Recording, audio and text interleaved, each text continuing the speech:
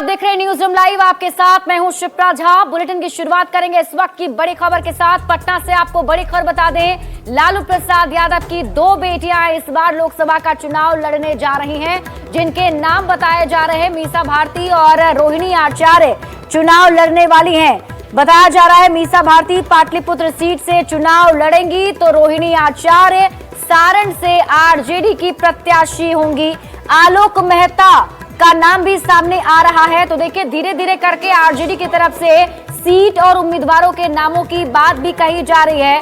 आलोक मेहता उजियारपुर से चुनाव जो है लड़ सकते हैं, उनका टिकट फाइनल हुआ है। बांका से जयप्रकाश नारायण चुनाव लड़ेंगे तो बक्सर से सुधाकर सिंह भी चुनाव लड़ेंगे।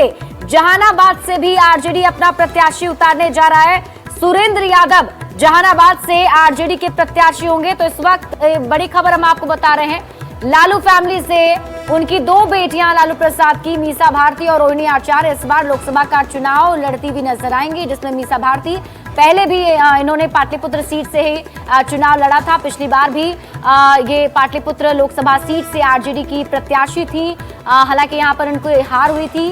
बीजेपी के रामकृपाल यादव ने इन्हें हराया था, कुछ ही वोटों के अंतर से ये हारी थी और इस बार एक बार फिर से आरजेडी इन्हें पाटलिपुत्र सीट से चुनाव लड़ाने जा रहा है। और इसके साथ ही रोहिणी आचार्य, जिन्होंने लालू प्रसाद यादव को इस बार किडनी डोनेट किया था, उसके बाद से वो काफी सुर्खियों में आई, काफी एक्टिव भी रहती हैं सोशल मीडिया साइट एक्स पर और राजनीति को लेकर कई सारे पोस्ट भी करती रही हैं। अब वो जो है इस बार चुनावी मैदान में ताल ठोकती नजर आएंगी रोहिणी आचार्य। बताया जा रहा है कि छपरा से रोहिणी आचार्य चुनाव लड़ेंगी। आलोक मेहता का भी नाम सामने आ रहा है।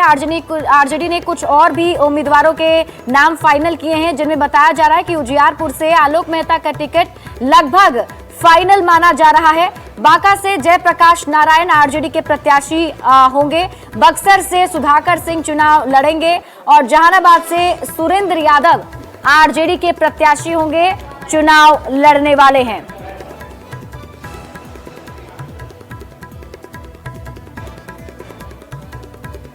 तो इस वक्त की बड़ी खबर हम आपको बता रहे हैं, पटना से बड़ी खबर सामने आ रही है। देखिए, अभी तक इंडिया अलायंस यानी कि कांग्रेस और आरजेडी के बीच में सीटों का बंटवारा तय नहीं हुआ है, लेकिन आरजेडी की तरफ से सिंबल बांटना भी शुरू कर दिया गया है और प्रत्याशियों के नामों का ऐलान भी किया जा रहा है। पहले ही आरजेडी ने अपने 4 उम्मीदवारों को सिंबल दिया और अब उसके बाद देखिए बड़ी खबर सामने आ रही है कि कुछ सीटों पर उम्मीदवार जो है वो फाइनल हुए हैं, जिनमें आरजेडी की तरफ से मीसा भारती जो है पाटलिपुत्र सीट से चुनाव लड़ेंगी। रोहिणी आचार्य सारण से इस बार चुनाव लड़ती हुई नजर आ सकती हैं। बताया जा रहा है कि उजियारपुर से भी सीट जो है वो फाइनल हो चुका है और उजियारपुर से कैंडिडेट भी आरजेडी के फाइनल हो चुके हैं, जहां बताया जा रहा है आलोक मेहता उजियारपुर से आरजेडी के उम्मीदवार होंगे। तो बांका से जयप्रकाश नारायण चुनाव लड़ेंगे।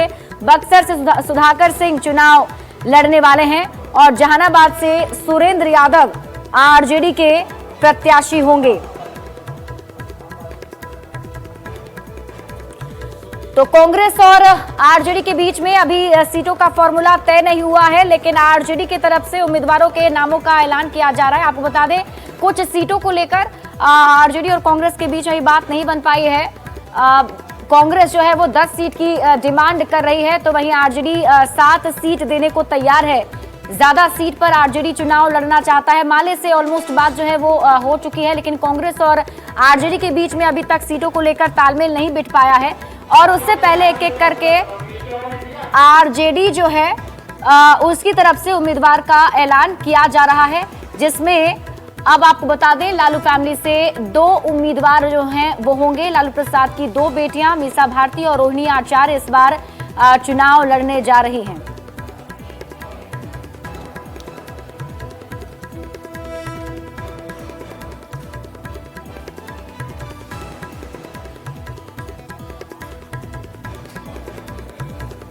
बढ़ते हैं आगे और देखिए, बिहार सरकार के मंत्री मदन सहनी ने बड़ा हमला इंडिया अलायंस पर बोला है। उनकी तरफ से कहा गया है कि कांग्रेस के चाहने से कुछ नहीं होता है, आरजेडी कांग्रेस को तवज्जो नहीं दे रही है, तो सीट बंटवारे को लेकर इंडिया अलायंस पर तंज कसा गया। होगा भी नहीं। बिहार के अंदर कम से कम जो इंडिया गठबंधन है उसमें तो जो आरजेडी कहिए या लालू प्रसाद जी कहिए, जो वो चाहेंगे वही होगा। वहाँ एक ही फार्मूला है, खाता न बही, या जो लालू जी कहे वही सही, और उसी नीति पर वो चलेंगे। उनका अभी तक तो सब लोग को मालूम है कि कोई डिसीजन नहीं हुआ है, कांग्रेस का कोई यहाँ वजूद नहीं है और सब लोग उनके पिछलग्गू हैं। जब बेटा को लड़ा ही लिए हैं और पहले भी बेटी को लड़ाए हैं, कोई पहली बार तो है नहीं। हाँ, जो और बेटी है उनको भी धीरे धीरे उन लोग उतारेंगे। अभी तो और लोग हैं उनके यहाँ, कोई कमी तो है नहीं। और बेटा बेटी लड़ ही लिए हैं, तो जो शेष बचे हुए वो भी क्यों वंचित रहेंगे। तो वही महागठबंधन में सीट शेयरिंग को लेकर केंद्रीय मंत्री गिरिराज सिंह ने भी हमला बोला है। उनकी तरफ से भी कहा गया है कि महागठबंधन में खासतौर पर बिहार में लालू प्रसाद यादव की ही चलती है, वो जो चाहते हैं वही करते हैं। लालू प्रसाद को उन्होंने एक तरीके से तानाशाह भी बताया और कांग्रेस को लेकर उन्होंने तंज कसा है कि महागठबंधन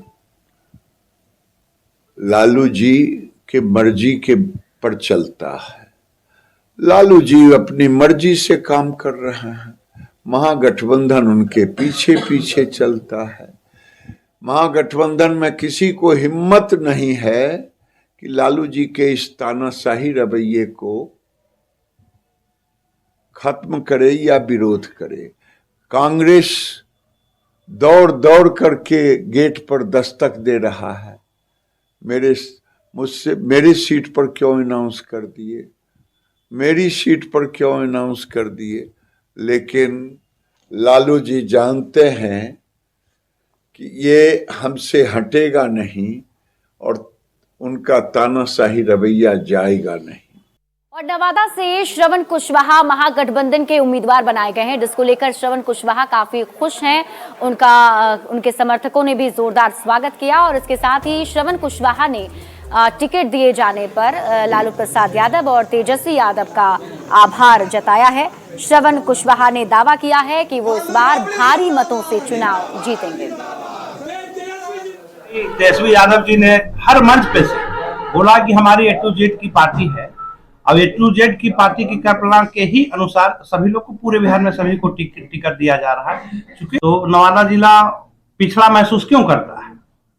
क्योंकि आज हमारे जिले में ना तो एक मेडिकल कॉलेज है, ना तो केंद्रीय विद्यालय है, ना तो बड़ी कॉलेज है, ना तो स्वास्थ्य के केंद्र में बड़ी कोई मेडिकल कॉलेज है यहाँ पे, और ना ही तो कोई विकास हुआ है नवादा में। और बिहार विधानसभा में विश्वास मत हासिल करने के दरमियान खरीद फरोख्त का मामला सामने आया था। अब उस पूरे मामले की जांच ईडी करने जा रही है। न्यूज 18 इस पर यह बड़ा खुलासा कर रहा है। आपको बता दें, अब इस पूरे मामले की जांच ईडी की टीम करेगी। बताया जा रहा है कि ईओयू ने ईडी से जांच की सिफारिश की है, जिसके बाद ईडी ने पूरे मामले को अब टेक ओवर भी कर लिया है।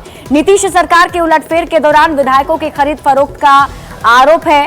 पटना के कोतवाली थाना में दर्ज किया गया था ये एफआईआर। अब तक ईओयू इसका अनुसंधान कर रही थी, लेकिन अब इस मामले की जांच ईडी करने वाली है। ईओयू सूत्रों से मिली अहम जानकारी के मुताबिक इस मामले की आगे की जांच करने को लेकर ईओयू ने ईडी से पत्राचार कर अपील की है और ईडी अब इस पूरे मामले में एक्टिव हो गई है। ईडी प्राथमिकी में दर्ज मुख्य अभियुक्त इंजीनियर सुनील कुमार के खिलाफ पीएमएलए एक्ट की धाराओं के तहत कार्रवाई करेगी। इस मामले को लेकर पटना के कोतवाली थाना में दर्ज एफआईआर की कॉपी समेत केस से जुड़े दस्तावेज ईडी ने हासिल कर लिया है। तो आपको बता दें, ईओयू ने अनुशंसा की है और हम आपको बता भी रहे हैं ईओयू की टीम के तरफ से क्या अनुशंसा की है वो आप जानिए। तो ईओयू ने जांच की अनुशंसा की है। अवैध धन के बड़े पैमाने पर आदान प्रदान के सबूत ईओयू के हाथ लगे हैं। धन का प्रलोभन देकर सरकार को अव्यवस्थित करने का आरोप है। विधायक के अपहरण और मतदान के लिए प्रलोभन का आरोप लगा है। कई विधायकों को राशि के भुगतान का भी आरोप लगा है।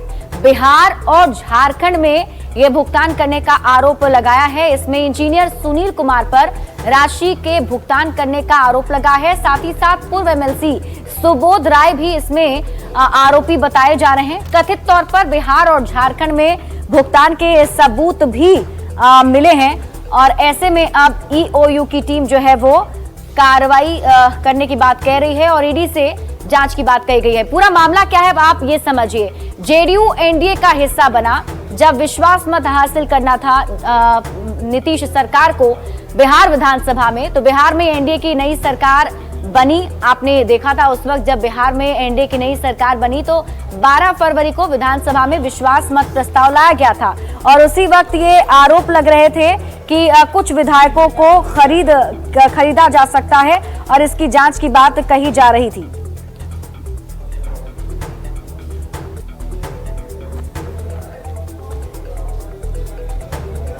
तो अब तक इस पूरे मामले की जांच ईओयू की टीम कर रही थी। अब ईओयू की टीम ने अनुशंसा की है कि ईडी की टीम इस पर कार्रवाई करे। इसको लेकर एफआईआर भी दर्ज किया गया था। ईओयू की टीम ने ईडी से पत्राचार भी कर लिया है।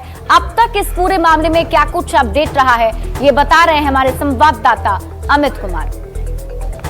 विधायकों की खरीद फरोख्त मामले की जांच अब ईडी करेगी, यानी कि प्रवर्तन निदेशालय करेगा और ये प्रवर्तन निदेशालय का पटना का कार्यालय है, जहां से इस पूरी खबर को हम बता रहे हैं कि यह मामला जो है वैसे तो 11/2/2024 को कोतवाली थाने में दर्ज किया गया था और कांड संख्या जो थी वो 101/2024, धारा जो है 342, 343, 346, 365, 34 और 120B के तहत जो है वो दर्ज की गई थी। लेकिन इस केस को ईओयू ने 13/2/2024 को, यानी कि 13 फरवरी 2024 को जो है 2024 को ईओयू ने टेकअप किया और उसके बाद इस मामले का अनुसंधान जो है वो लगातार आर्थिक अपराध इकाई के द्वारा किया जा रहा था और अनुसंधान के दौरान ही जो है ये बात सामने आई कि इस पूरे मामले में जो है वो धन लेन देन का काम हुआ है और आरोपी जो है वो मुख्य आरोपी अभियुक्त जो है इंजीनियर सुनील को बनाया था पट्टा पुलिस ने। और उसके बाद ये अनुसंधान के दौरान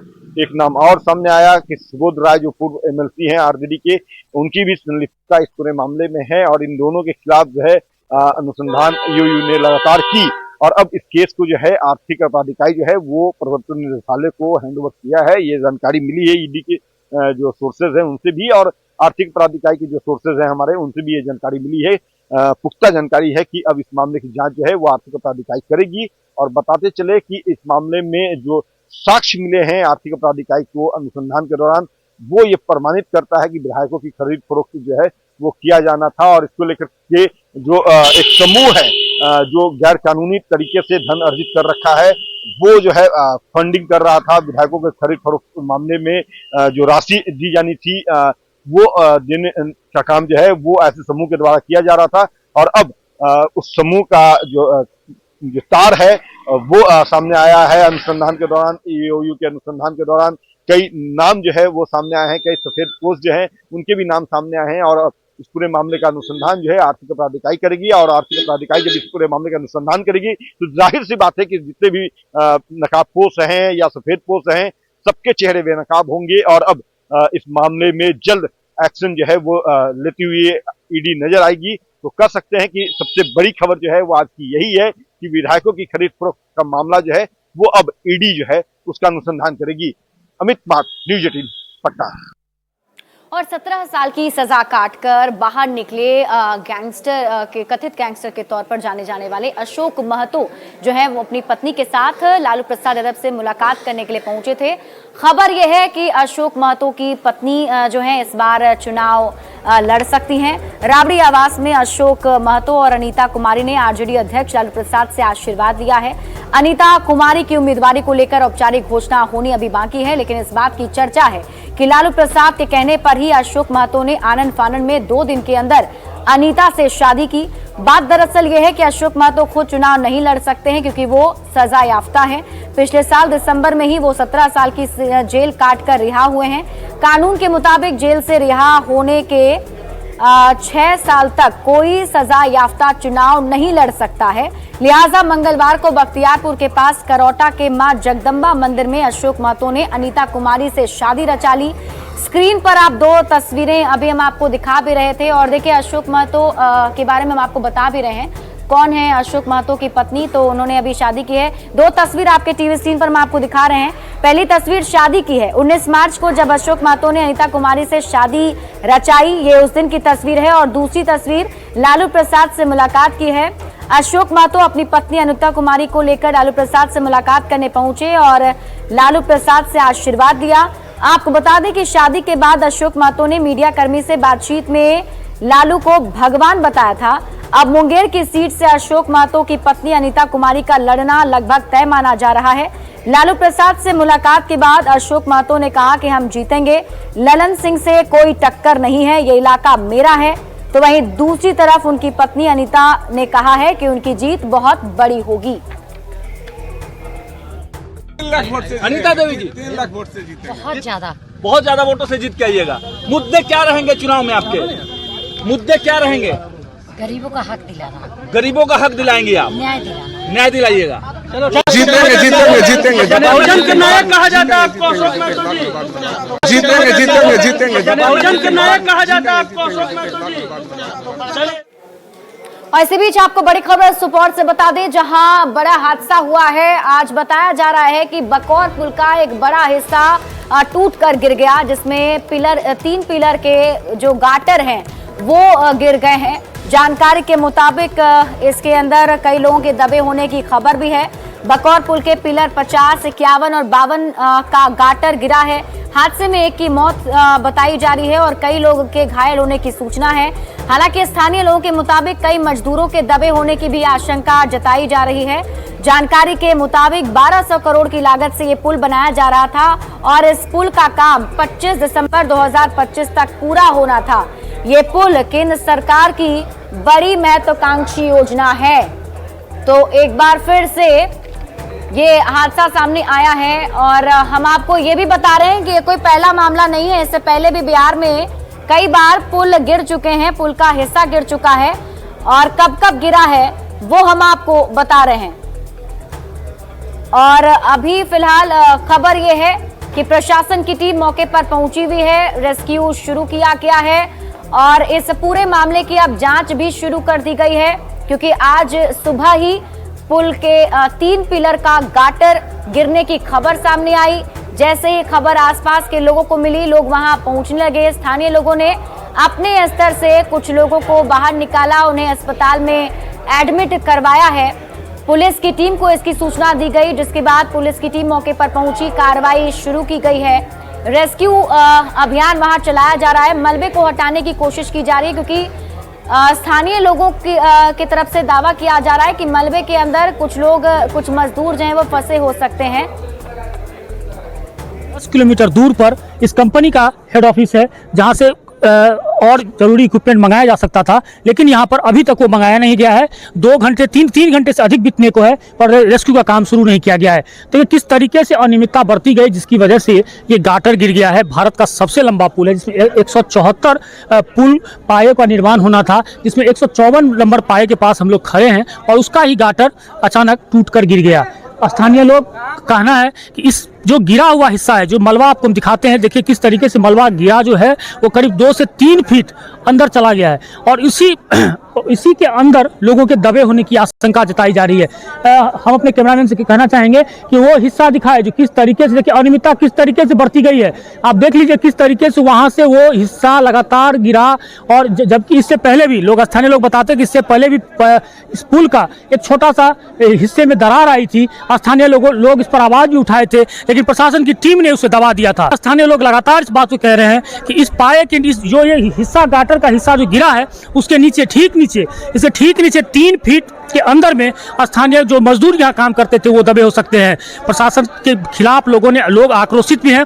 स्थानीय पिपरा के जो विधायक है रामविलास कामत जदयू से हैं, वो भी यहाँ पहुंचे थे, लेकिन स्थानीय लोगों के विरोध के बाद वो सीधे लौट गए। इसके बाद प्रशासन की टीम यहाँ पर केवल पहुंची हुई है, लेकिन रेस्क्यू करने के लिए उनके हाथ में कुछ भी नहीं है।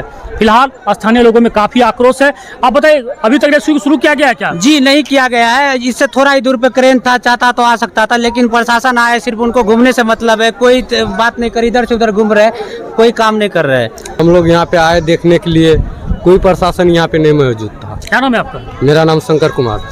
देखिए अभी भी 3 घंटे बीतने के बाद प्रशासन का टीम यहाँ पर मौजूद जरूर है। कुछ सिपाही कांस्टेबल लोग मौजूद हैं, एसडीओ यहाँ के आकर जा चुके हैं, सदर एसडीओ भी हैं, सदर एसडीपीओ भी यहाँ मौजूद थे, लेकिन फिलहाल रेस्क्यू नहीं शुरू किया गया है, जिससे काफी लोग आक्रोशित हैं। लोगों का कहना है कि इस मलबे के नीचे 20 से अधिक लोग दबे हैं। हालांकि न्यूज 18 इस बात की पुष्टि अभी नहीं कर रहा है कि कितने लोग इसके अंदर दबे हो सकते हैं, लेकिन फिलहाल इस बात का अंदेशा लगाया जा सकता है कि 1200 करोड़ की परियोजना में जब अब ये गाटर के पास काम हो रहा होगा तो निश्चित रूप से 30 से 40 मजदूर जरूर काम कर रहे होंगे। कई कई अधिकारी भी हो सकते हैं इस कंपनी के, लेकिन इस इतने बड़े प्रोजेक्ट को ट्रांसलेन और गेमन इंडिया के ज्वाइंट एडवेंचर से बनाया जा रहा है, जिसमें 174 पायों का निर्माण होना था। और ये भारत का सबसे बड़ा पुल, कहने को तो एशिया का भी सबसे बड़ा पुल कहा जाता है, लेकिन ये भारत का सबसे बड़ा पुल है और जिस पर केंद्र सरकार ने 1200 करोड़ रुपए लगाकर इतनी बड़ी परियोजना की मंजूरी दी थी, जिससे कोसी का ये इलाका सुपौल सीधा भेजा से जुड़ता और व्यापारिक दृष्टिकोण से ये काफ़ी महत्वपूर्ण होता। लेकिन आज अनियमितता की ये भेंट चढ़ गया है और स्थानीय लोग इसको लेकर आक्रोशित हैं। अमित झा, न्यूज 18 नेटवर्क, बकौर भेजा पुल, सुपौल। और हम आपको अब वो तस्वीर दिखाते हैं जो तस्वीर आपके टीवी स्क्रीन पर है। इसमें आप देखें, हमने पॉइंट करके आपको बताया, ये बताया जा रहा है कि जो 60 मीटर लंबा स्पैन है वो टूटकर नीचे गिर गया। इसके साथ ही पिलर नंबर 153 से पिलर नंबर 154 के बीच में जो हिस्सा है स्कूल का, वो नीचे टूटकर गिर गया है। और बताया जा रहा है कि जिस वक्त ये टूटा उस वक्त कई मजदूर वहां काम कर रहे थे। ये तस्वीर आप एक बार फिर से अपने टीवी स्क्रीन पर देखें। ये बकौर पुल की तस्वीर हम आपको दिखा रहे हैं, जिसका निर्माण कार्य चल रहा था और अचानक आज सुबह इसका पिलर का गाटर जो है वो गिर गया। हम लोग रेस्क्यू ऑपरेशन शुरू किए हैं और 11 लोग उसमें से हम लोग रेस्क्यू किए हैं, जिसमें एक का डेथ हुआ है और 10 इंजर्ड हैं। मलबा हटने के बाद संभावना है कि कुछ और लोग रहेंगे, उसको हम लोग हटा के फाइनल फिगर देंगे। सर, ये कौन सी कंपनी बना रही थी? और ये ट्रांसरेल के द्वारा बनाया जा रहा था और विभाग द्वारा घोषणा की गई है कि जो भी डेथ हुए उनको 10 लाख मुआवजा दिया जाएगा और जो इंजर्ड हुए उनको 1 लाख मुआवजा दिया जाएगा। और फिलहाल इस बुलेटिन में अभी के लिए बस इतना ही। आप देखते रहिए न्यूज़ 18 बिहार झारखंड।